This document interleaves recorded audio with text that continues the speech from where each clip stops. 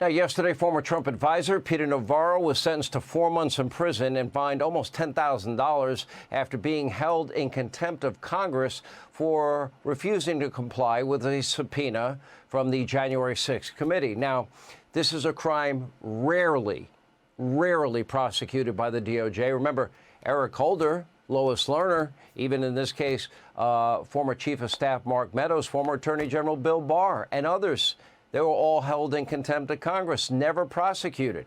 Joining us now for an exclusive interview, former Trump advisor Peter Navarro. First, Peter, both to you and Steve Bannon, I feel very sorry that you are being treated unfairly. This is what I talk about when I often discuss what I call a dual justice system. This is what the House Judiciary is looking into, whether they have weaponized the Department of Justice, whether they have politicized that Department of Justice. I believe they have. And I think your case and Steve Bannon's case, it's the embodiment of it. Hunter Biden defied the same subpoena. Why did he get a second chance? Sean, if anybody thinks they're not trying to put Donald Trump in prison for 700 years, they just need to look at what they did to me yesterday. They're not messing around. 4 months in prison. They even want to put me in prison before I can have my appeal in this case. And they want Trump in prison and out of the Oval Office, and they want folks like me not to be able to help him out. And here's the thing. Here's what I'd ask your viewers to understand. It's not rare. I am the first senior White House advisor, what they call alter ego to the president, ever to be charged with this alleged crime. And the irony here, Sean, the irony is that the Department of Justice itself has maintained a policy for more than 50 years that says that senior advisors like me absolutely cannot be compelled to testify before Congress. Why? Because it violates the constitutional separation of powers and interferes with the ability of executive privilege to provide effective presidential decision-making. And that's where we stand right now. I have a great case that will go, and I've said from day one, Sean, day one, that this is going to the Supreme Court. It's what they call a case of first impressions that has significant constitutional issues.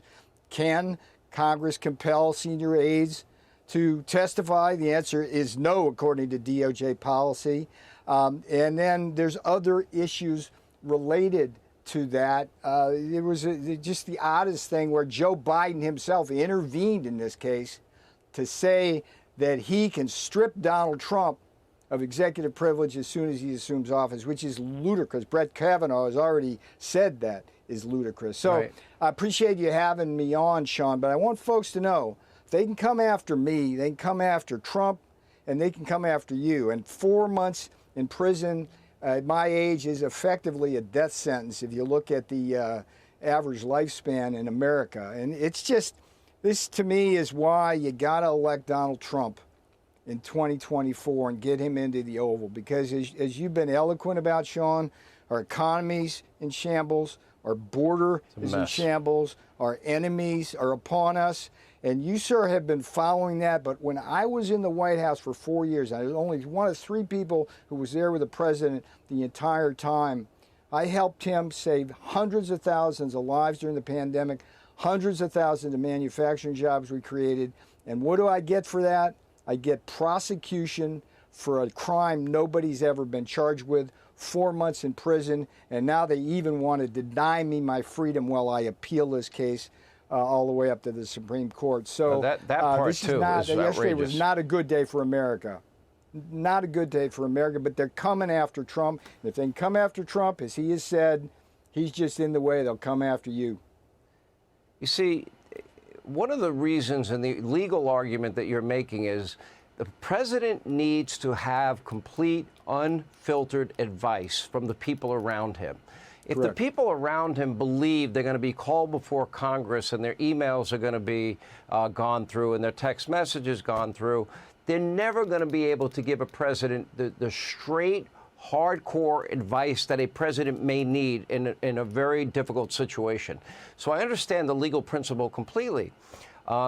And I think I know you well enough to know that you were aware you could have gone in, you could have pled the fifth, and you could have walked out of there, and you would have fulfilled your obligation. You decided not to, and I'm guessing, I don't know, because you wanted to take a stand on principle here. I would not have fulfilled my obligation. My obligation was to the Constitution and to this country, and my oath of office, Sean. And my oath of office. Well, that's what I meant. You were standing on principle. To obey. Yeah, exactly. Exactly. Yeah. Exactly. And no. I mean, I applaud you for it, but I feel terrible that you have been treated differently than Eric Holder, Lois Lerner, Hunter Biden, and even people involved in this particular case. Yeah. They were not treated the same way. That's not equal justice. That's not equal application of our laws. I'll give you the last word, Peter, and I'm sorry that you're going through this. Well, I appreciate your sympathy and your sorrow, but that's not what I want right now, Sean. What I want is justice for the American people. I want Trump in the White House, not in prison. And I want my case to go to the Supreme Court and settle good law on one of the most important constitutional issues. So I'm here.